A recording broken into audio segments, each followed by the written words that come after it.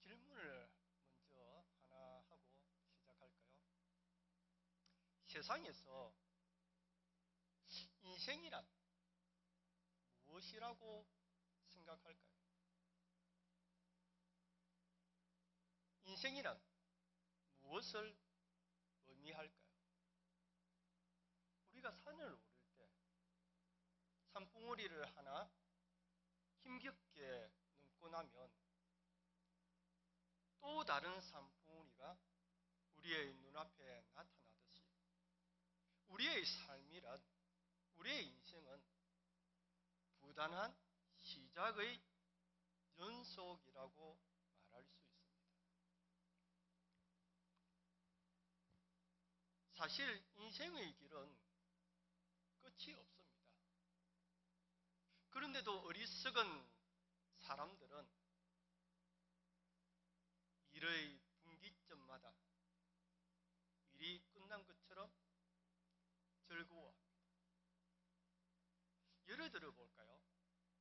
학교에서 한 과정을 끝내면 우리는 그것을 졸업이라 말합니다. 그러나 사실 진정한 의미에서 볼 때 그것은 졸업이 아닙니다. 졸업은 또 다른 시작을 의미하기 때문입니다. 초등학교를 졸업하면 중학교를 졸업하면 고등학교를 새롭게 시작하죠. 이처럼 졸업은 공부의 끝이 아니라 또 다른 일의 시작이라는 거죠. 주어진 과정을 마치고 나면 우리에겐 새로운 과정이 내 앞에 놓여 있습니다. 상급 학교를 진학하든 사회에 진출을 하든 우리는 새로운 과정에 뛰어들어야만 합니다. 그것이 인생이라는 거죠. 머뭇거리거나 전력질주하지 아니하고 주춤거린다면 우리 인생의 길에 있어서 낙오자가 되고 말 것입니다. 부단히 노력하고 쉬지 않고 산을 향해 오르는 것이 인생이란 말이죠. 그런 의미에서 여러분, 신앙생활도 마찬가지입니다. 다 이루었다고, 다 얻었다고 안주하는 것은 그리스도인에게 있어서는 안 될 일이라는 것입니다. 내가 주님을 잡은 것이 아니라 주님이 우리를 잡고 계십니다. 믿습니까?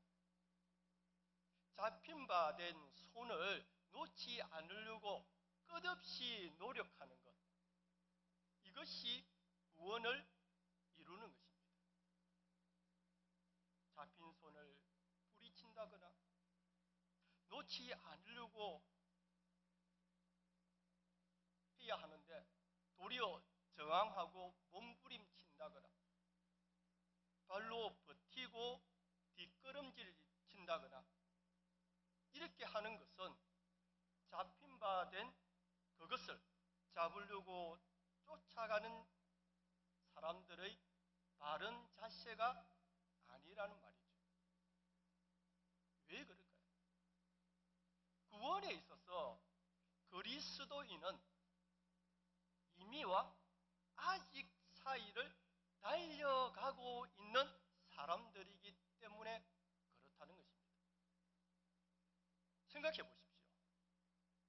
구원은 우리가 예수님을 믿을 때 이미 얻었지만 예수님의 재림으로 이루어지는 완성된 구원은 아직 이루어지지 않았기 때문입니다.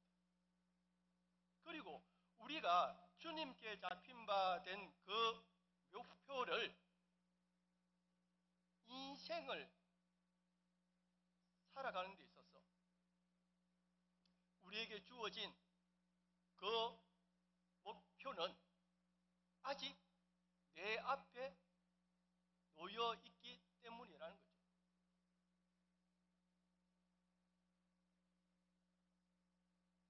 믿음의 성품, 인격의 변화, 복음 사역의 목표는 평생을 달려가야 할 경주입니다.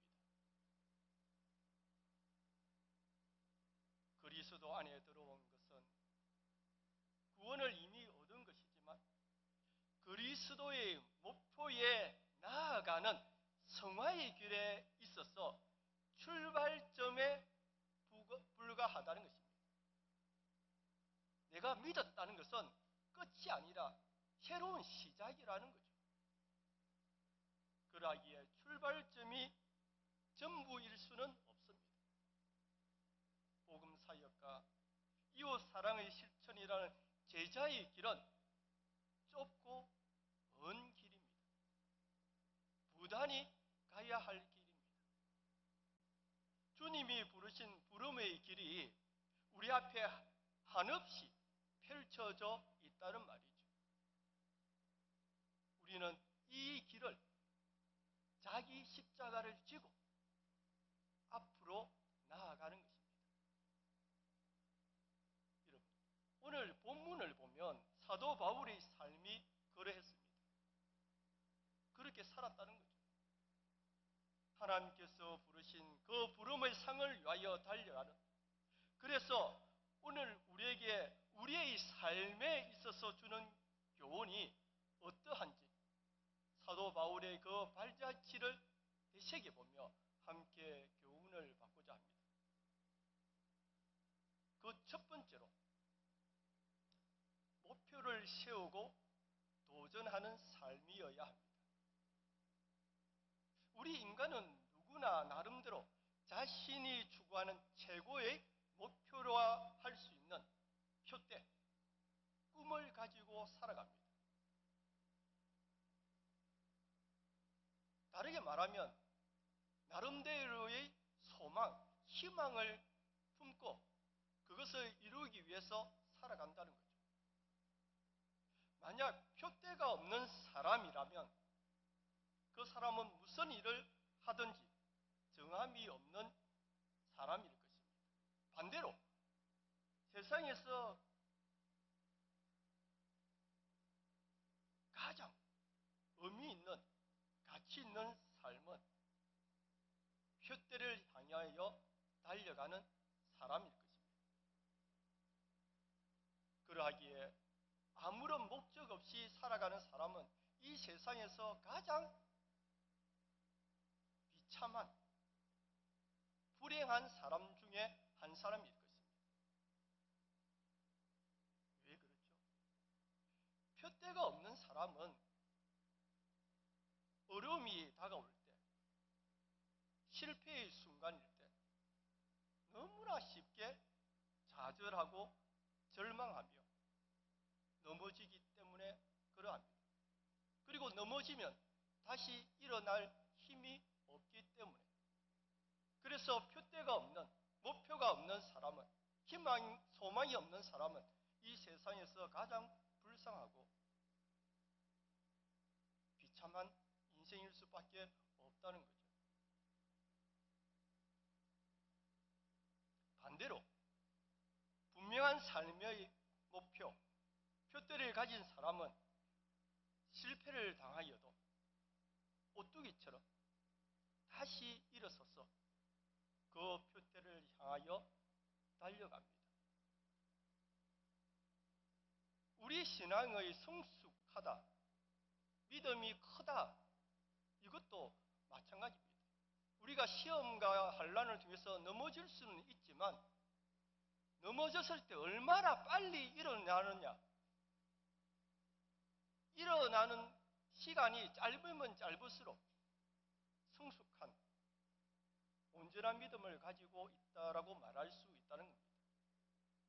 그리고 그 사람이 표대를 향해서 달려가는 신앙의 모습이라 할 수 있죠.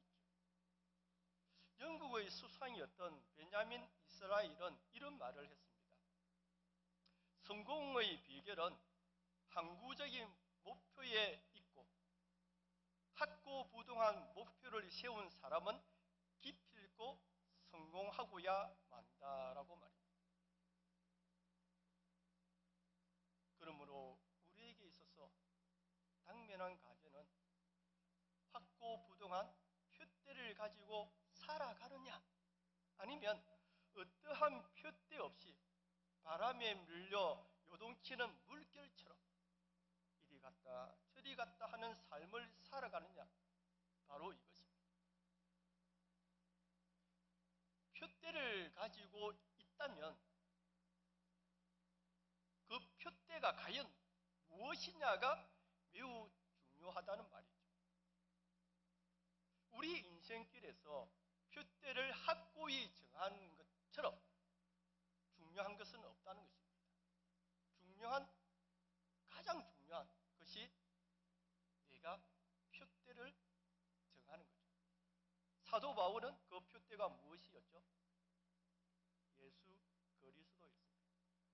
당연히 우리 역시도 그러해야죠. 우리의 성도들에게 있어서 예수 그리스도라고 하는 표대가 확실히 서 있어야 한다는 뜻입니다. 오늘 본문 14절에서 사도 바울은 표대를 향하여 그리스도 예수 안에서 하나님이 위에서 부르신 부름의 상을 위하여 달려가노라 말씀합니다. 표대는 목표 지점을 말합니다. 인생에 있어서 목표는 꿈이요, 비전이라 할 수 있습니다. 그리고 여러분, 꿈과 비전은 말 그대로 한낱 꿈으로 끝날 수 있습니다. 그러므로 우리가 얼마만큼 열심히 그 꿈과 비전을 향하여 달려가느냐가 중요하다는 거죠. 표대만 세워놓고 그대로 서 있으면, 멈추어 있으면 안 된다는 겁니다. 우리가 어디에 가기 위해서 예를 들어 자동차를 탔습니다. 그래서 자동차 타서 시동을 걸었습니다. 그러면 어떻게 해야 되죠? 내가 가고자 하는 곳으로 출발을 해야죠. 그런데 그대로 가만히 있으면 의미가 없다는 거죠. 마찬가지입니다. 표대만 세워놓고 달려가지 않으면, 나아가지 않으면 아무런 의미가 없다는 겁니다.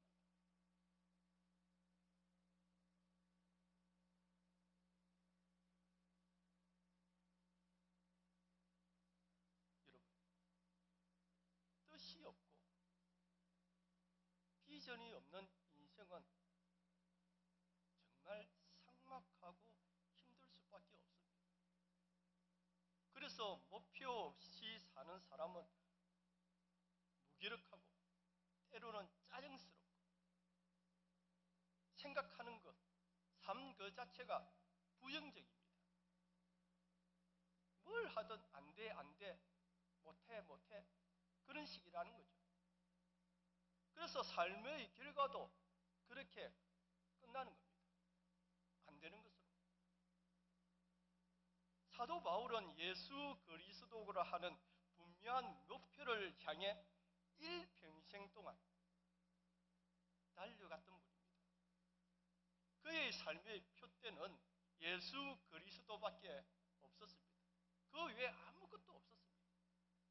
오늘 본문 13절, 14절에서 형제들아, 나는 아직 내가 잡은 줄로 여기지 아니하고 오직 한 일, 즉 뒤에 있는 것은 잊어버리고 앞에 있는 것을 잡으려고 표대를 향하여 달려가노라 라고 고백합니다. 바울은 예수 그리스도라고 하는 표대를 정해놓고 전쟁길을 달렸습니다. 그리고 여기에서 표대를 향하여 라는 말은 표대를 똑바로 쳐다보고 라는 뜻입니다.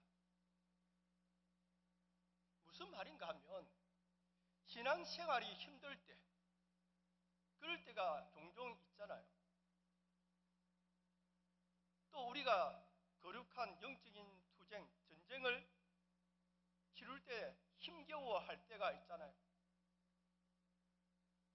밑도 끝도 없는 싸움처럼 느껴질 때도, 그래서 포기하고 싶은 마음이 들 때도 있잖아요. 그럼에도 불구하고 사도 바울은 표대를 향하여 달려가면서 자기의 주어진 여건이 좋든 좋지 않든 상관없이 그것을 잡을 줄 여기지 아니했다. 잡은 것으로 여기지 아니했다. 고백합니다. 예수 그리스도를 똑바로 쳐다보고 믿음의 경주를 하였다는 거죠. 잡았다면 갈 이유가 없으니까. 아직 잡은 것으로 여기지 아니하고 똑바로 쳐다보고 달려가고 끝없이 달려갔다는 겁니다. 우리 역시도 마찬가지입니다. 우리 역시 표대를 향하여 달려가는 믿음의 경주자임을 잊지 말아야 한다는 거죠. 경주를 멈추어도 좋을 정도의 목표 달성은 없습니다. 잠시 쉬어도 좋을 정도의 놀이가 아니라는 거죠. 앞으로 달리는 자전거가 넘어지지 않죠. 그렇듯이 목표를 향해 달려가는 믿음의 경주자로 살아가는 사람들, 그런 삶을 살아가는 우리가 참으로 아름다운 그리스도인이라는 것입니다. 둘째로 적극적인 삶의 태도를 가지고 있어야 합니다. 첫째, 목표를 세웠으면 그 목표 향하여 적극적인 태도를 가지고 있어야 한다는 거죠. 사도 바울은 고린도전서 10장 12절에 이렇게 말씀했습니다. 그런즉 선줄로 생각하는 자는 넘어질까 조심하라. 예수님은 또 이렇게 말씀하셨죠. 누구든지 크고자 하는 자는 섬기라 라고, 으뜸이 되고자 하는 자는 종이 되어라 라고 예수님은 우리에게 말씀하셨습니다. 그뿐이겠습니까? 누구든지 자기를 높이는 자는 낮아지고 누구든지 자기를 낮춘 자는 높아지리라 말씀하셨습니다. 무슨 뜻인가 하면 잡은 줄로 여기서는 안 된다는 것입니다. 내가 이 정도 교회에서 헌신했는데, 이 정도 봉사했는데 그럼 됐지, 아니라는 것입니다. 목표를 세운 사람은 그 태도가 적극적이어야 하고, 적극적인 태도의 사람은 행동이 변화해야 한다는 것입니다. 삶의 변화가 생각과 말과 행동의 변화가 있어야 한다는 겁니다. 어떤 사람이? 적극적인 사람. 사도 바울 처음 회심할 때 나는 모든 사람 중 지극히 작은 자라 했습니다. 사도 바울이 믿음의 이제 첫 출발 시작할 때, 그 다음 어느 정도 시간이 지났을 때, 좀 신앙이 어느 정도 이제 깊어졌을 때 사도 바울은 이렇게 고백합니다. 나는 죄인이다라고. 그리고 이제 말년, 거의 죽음에 이른 인생의 마지막쯤 되어 정말 신앙의 깊이가 깊어졌을 때, 그때 사도 바울은 나는 죄인 중에 괴수라고 자신을 낮추었습니다. 자기가 잡은 높은 신앙의 경지를 마지막까지 분투하는 그의 인생 달리기는, 믿음의 경주는 우리에게 너무나 큰 교훈을 준다는 거죠. 그러므로 우리가 어떤 업적을 이루었을 때 바로 그 순간 어떠해야 할까요? 겸손해야 하는데 허리띠를 동여매야 합니다. 신발끈을 조일 줄 알아야 합니다. 우리 스스로 내가 이쯤이면 됐어, 내가 정말 헌신과 봉사를 다른 사람보다, 그런 생각이 들면 들수록 낮아지고 낮아져서 허리띠를 동이고 새롭게 출발하기 위해서 신발끈을 조일 줄 알아야 한다는 겁니다. 사도 바울이 그래 했다는 겁니다. 오늘 본문 12절을 보십시오. 내가 이미 얻었다 함도 아니요 온전히 이루었다 함도 아니라 오직 내가 그리스도 예수께 잡힌 바 된 그것을 잡으려고 달려가노라. 사도 바울이, 다른 누구도 아니고 사도 바울이 이렇게 고백합니다. 이 말씀은 표대를 향하여 달려가는 바울의 마음 자세를 너무나도 잘 표현하고 있습니다. 바로 이것이 적극적인 삶의 태도라는 거죠. 12절 14절에 보면 달려가노라 말씀하죠. 성경 원어로는 디오코라는 말입니다. 이 말이 각각 한 번씩 2번 나옵니다. 그런데 이 말의 뜻이 무엇이냐 하면 추적하다, 추적한다, 그런 뜻이 포함되어 있습니다. 사냥할 때, 달리기 경주할 때 사용되어지는 단어입니다. 달려가노라. 먼저 사냥할 때를 생각해 보십시오. 특별한 경우를 제외하면 어슬렁거리면서 아무런 의미 없이, 생각 없이 가는 사람은 없습니다. 모든 감각을 다 총동원하여 집중하여 사냥을 합니다. 사냥하는 사람의 목적은 사냥이니까요. 달리기 경주도 마찬가지입니다. 경주자는 자신이 뛰어가야 할 길, 결승점만을 마음에 품고 집중합니다.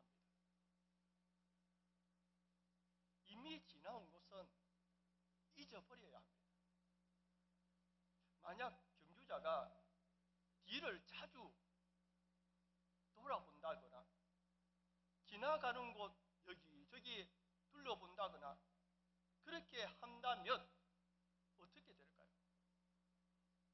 다른 사람에게 추월당하기 쉬울 것입니다. 좀 지나치면 마지막 결승점에 쓰라리 패배를 맛보게 될 것입니다.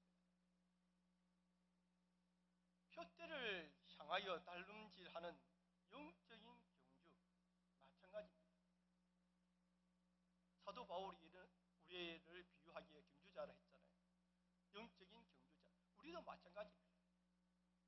우리는 예수님의 발자취를 최선을 다해서 집중하여 추적하는 겁니다. 달려가는 겁니다. 주님의 인격, 성품을 추적합니다. 주님의 사역을 추적하는 겁니다. 뒤따라 달려가는 겁니다. 그리하여 우리는 예수님을 본받는 삶을 살게 되는 거죠. 예수님을 쫓아가다 보면, 추적하다 보면, 예수님의 뒤를 달려가다 보면 나도 모르게 내 삶이 예수님을 닮아 있게 되어 있다는 겁니다. 닮아 버린다는 겁니다. 이것이 제자의 삶입니다. 신앙생활입니다. 사도 바울의 삶 역시 마찬가지라는 거죠. 사도 바울은 다메섹스의 그 엄청난 사건, 주님을 만난 사건, 그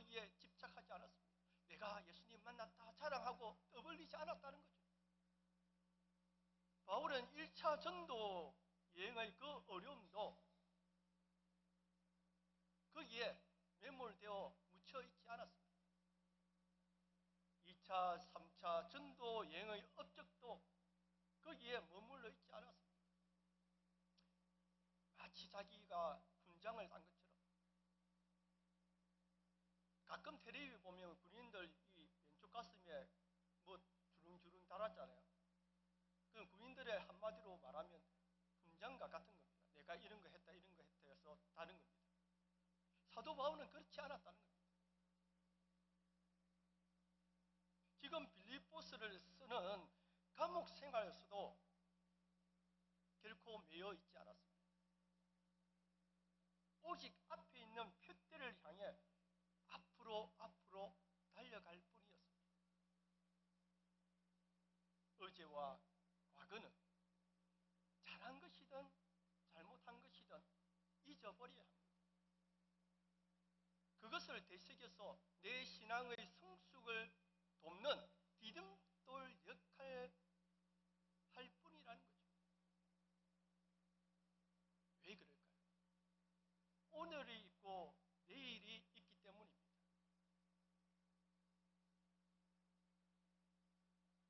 그러므로 오늘을 살고 있는 우리 역시 주님이 부르신 부름의 상을 위하여 오직 앞을 바라보고 끊임없이 달려가야 합니다.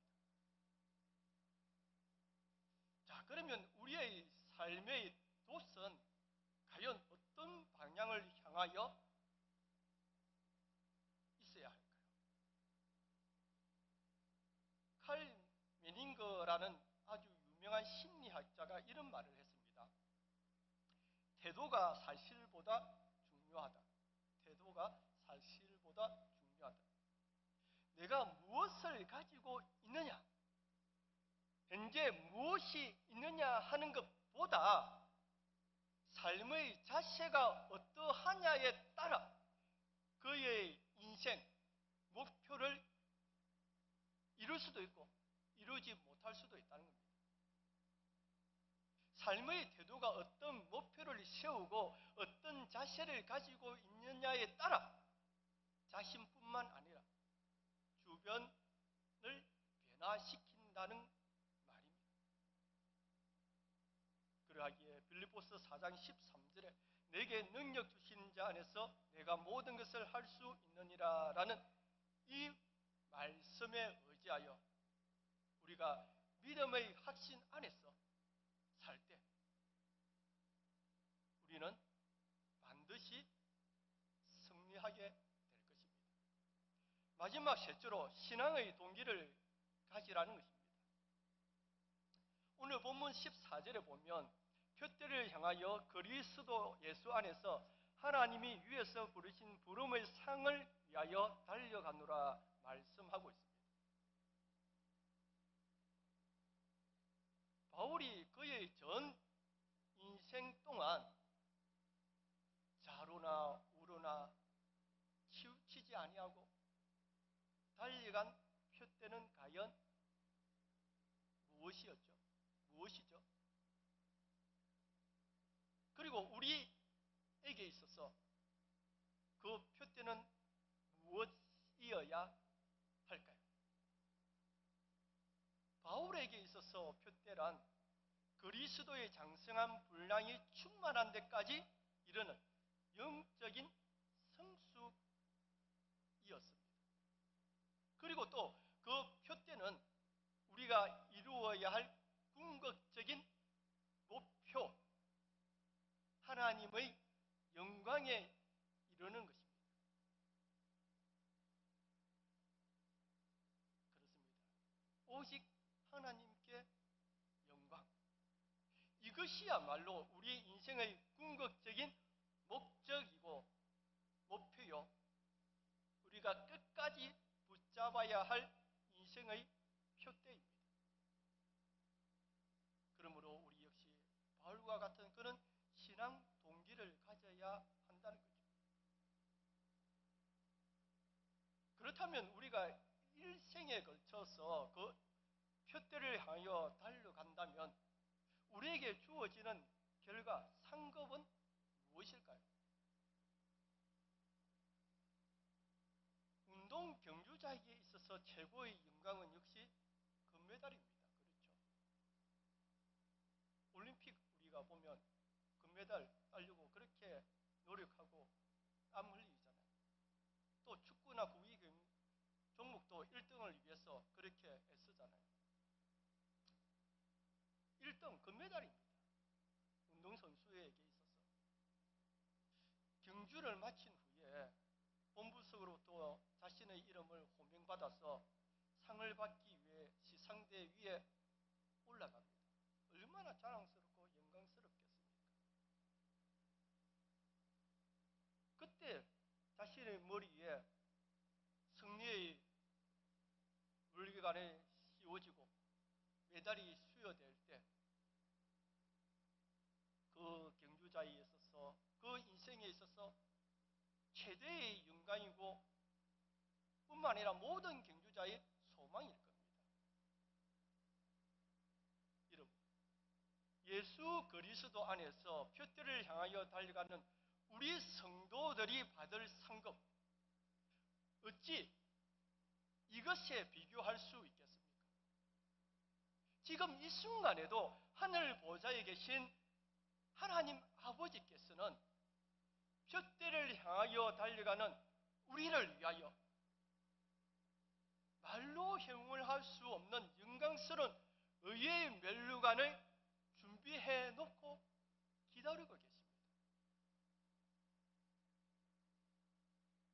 그러므로 우리가 일생 동안 변함없이 신앙의 표대를 향하여 나아가려면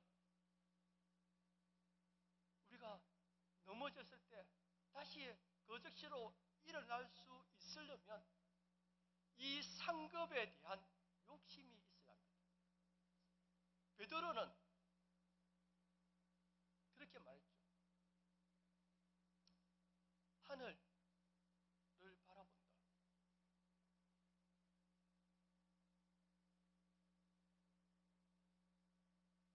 때때로 이 상은 우리로 하여금 인내와 절제와 목적에 대한 분명한 신앙, 믿음의 의지를 가지도록 합니다.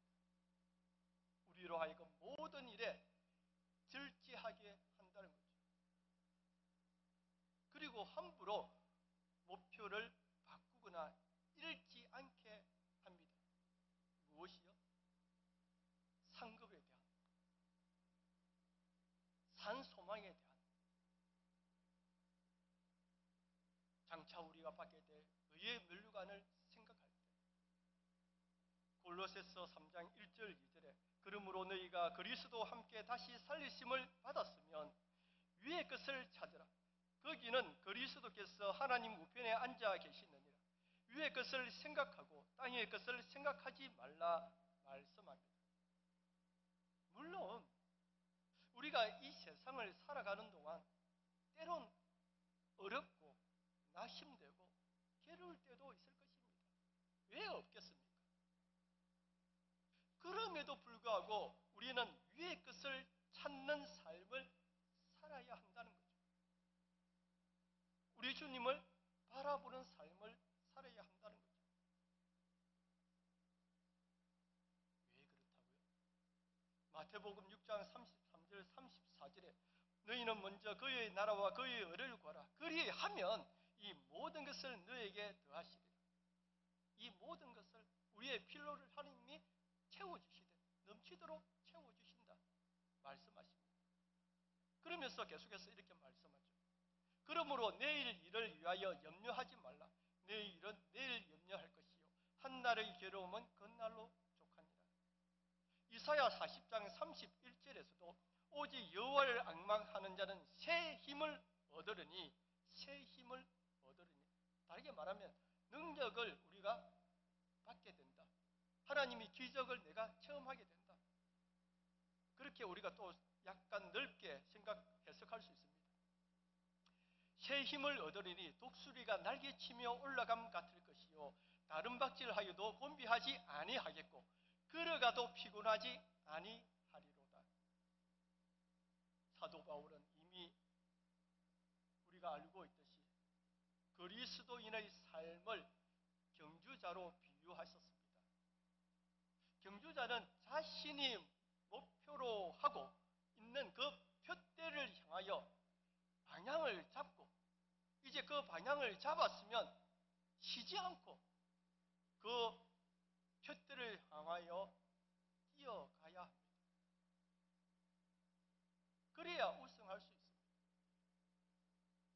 그리고 마침내 승리의 원리관을 쓰게 되는 겁니다. 그래서 사도 바울은 고린도전서 9장 24절에 이렇게 말씀하고 있습니다. 운동장에서 다름질하는 자들이 다 달릴지라도 오직 상을 받는 사람은 한 사람인 줄 너희가 알지 못하느냐. 너희도 상을 받도록 이와 같이 다름질하라. 계속해서 25절에 이기기를 다투는 자마다 모든 일에 절제하나니. 절제. 동기가 있어야 절제한다고 제가 조금 전에 말씀드렸잖아요. 인내와 절제. 절제하나니 그들은 썩을 승리자의 관을 얻고자 하되 우리는 썩지 아니할 것을 얻고자 하노라. 세상 사람들은 그들의 나름대로의 목표를 가지고 달려가지만 그 결국은 썩을 것이라는 겁니다. 세상 사람들이 아무리 이 세상에 떵떵거리며 평화롭게 자기 하고 싶은 대로 산다 할지라도 그 끝이 어떠하다고요? 멸망이라는 겁니다. 그 좋은 비유가 부자와 거지 나사로 비유잖아요. 그러나 우리는 영원히 쇠하지 아닌 썩지 아니한 것을 얻게 된다고 말씀합니다. 여러분, 운동선수들 중에 가끔 생활이 무절제한 선수들이 있습니다. 최근에 뉴스에도 종종 나오죠. 그들을 보면 한결같이 선수 생명이 길지가 않습니다. 오래 가지 않습니다. 말 그대로 한 번 번쩍했다가 사라집니다. 연예인들도 마찬가지죠. 얼마 못 가서 최고라는 우승 타이틀을 빼앗겨 버립니다. 그러나 주어진 상을 잃어버리지 않으려는 그런 의지를 가지고 있는 선수들은 자기 생활 어떻게 하죠? 절제를 합니다. 분별력이 있습니다. 그리고 최선을 다해서 열심히 노력하는 것을 게으르지 않습니다. 그런 선수들의 생명은 길 수밖에 없다는 거죠. 오래 간다는 거죠. 결국 무슨 뜻일까요? 그리스도의 삶은 보다 성장하는 생활이 되어야 한다는 것입니다. 오늘보다, 어제보다 오늘이 낫고 오늘보다 내일이 더 나아야 한다는 거죠. 하루하루 표대를 향해 앞으로 달려가는 삶을 살아가야 한다는 거죠. 쉽게 말해서 작은 믿음이 큰 믿음으로, 의심하는 믿음이 확신 있는 믿음으로 변화되어야 한다는 겁니다. 흔들리는 믿음이 굳센 믿음으로, 약한 믿음이 강한 믿음으로 달라져야 한다는 겁니다. 사랑도, 진실도, 용서도, 소망도 새로워져야 한다는 말입니다. 그래서 보다 나은 신앙생활, 하나님의 은혜와 복을 받는 삶이, 하나님이 주시는 상급 받는 삶이 되어야 한다는 뜻이죠. 복된 삶을 살아간 성경의 인물들은 모두 다 끝까지 포기하지 아니하고 노력하는 사람들이었습니다. 나이가 많아서 정말 이제 육신의 힘이 없어서 움직일 수 없을 때까지 그들은 하나님을 바라보며 달려가는 믿음의 경주자였다는 겁니다.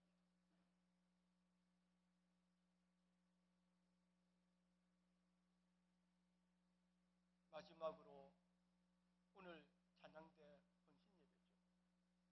신약에 보면 마리아, 마르다 두 자매 아마 잘 아실 겁니다.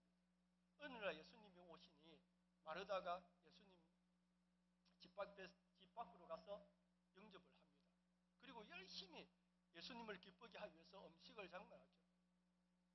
그런데 동생 마리아는 어떻게 하죠? 예수님 발 앞에서 예수님의 말씀을 듣죠. 자, 마르다는 그 동기가 뭐였죠? 시작이 뭐였죠? 예수님을 기쁘게 하기 위해서. 그런데 열심히 하다 보니까 어떤 마음이 들죠? 야, 나는 열심히 하는데 동생을 보니까 놀고 있네. 그런 생각이 드는 겁니다. 그래서 예수님께 가서 이야기하죠. 아니, 예수님, 나는 이렇게 하는데 동생은 이렇게 합니다. 그러면 당연히 예수님께서 동생을 좀 꾸짖어 주십시오. 잘못했다고 좀 이야기해 주십시오. 그리고 나를 좀 돕게 해 주십시오. 무엇이 잘못했을까요? 시작은 분명 좋았습니다. 근데 그 시작이 처음과 끝이 같지 않았다는 거죠.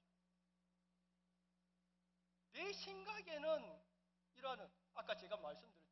헌신이라는 것은, 내가 이쯤 하면 됐지, 내가 이만큼 하는데 됐지, 지금 마르다는 그런 생각을 하고 있는 겁니다. 그러다 보니까 무엇이 보였다고요? 나는 열심인데 동생은 놀고 있는 것으로 생각했다는 거예요. 그래서 마음에 분노가 일어난 겁니다. 근심이 일어난 겁니다. 교회에서 헌신이라는 봉사라는 것은 처음과 끝이 똑같아야 합니다. 처음에 하나님을 기쁘게 하기 위해서 내가 자원해서 했다면 끝까지 그런 마음으로 끝을 맺어야 하는 겁니다. 그렇지 않으면 남 탓을 합니다. 남을 깔보게 됩니다. 분란을 만드는 겁니다. 특별히 찬양대는 하나님께 찬양으로 예배드리잖아요. 예배의 한 중요한 부분을 차지하잖아요.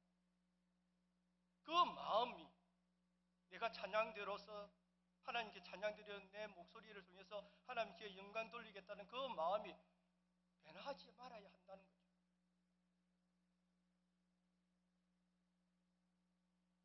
그리고 마지막으로 여러분, 우리는 이것을 알아야 합니다. 내일부터가 병이라는 사실을 좀 있다가 하지, 이것 역시도 병입니다. 우리가 교회에서 헌신하고 봉사할 때도 에이, 내일부터 내가 헌신하고 봉사하지, 좀 이따가 하면 되지, 아니라는 겁니다. 내일부터가 아니고 지금부터입니다. 특별히 오늘 하나님 앞에 헌신을 고백하는 우리 찬양대원들, 또 더불어서 모든 교회에 헌신하는 전도회라든지 부서, 지금부터, 좀 있다가 아니라 지금부터 그런 마음으로 헌신하고 봉사하고 때로는 희생하는, 낮아질 수 있는 섬김의 삶을 살아야 합니다. 그리하면 모든 일이 협력하여 선을 이루게 될 것이고 하나님께서 주시는 귀한 상급 충만하게 받게 되어질 것입니다. 그러므로 우리 모두 사도 바울처럼 위대한 꿈을 가지고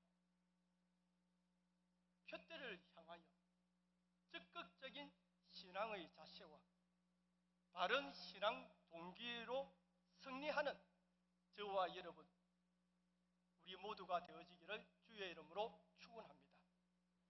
잠시 기도드리겠습니다. 참으로 은혜로우신 하나님 감사드립니다. 우리가 하나님을 섬김에 있어서 정말 하나님의 영광이 되어지는, 처음과 끝이 변함이 없는, 그래서 하나님 인정을 받는, 하나님의 칭찬을 받는 그런 우리의 섬김이 되어지고 헌신이 되어지고 봉사가 되어지게 하여 주시옵소서. 예수님 이름으로 기도드리옵나이다.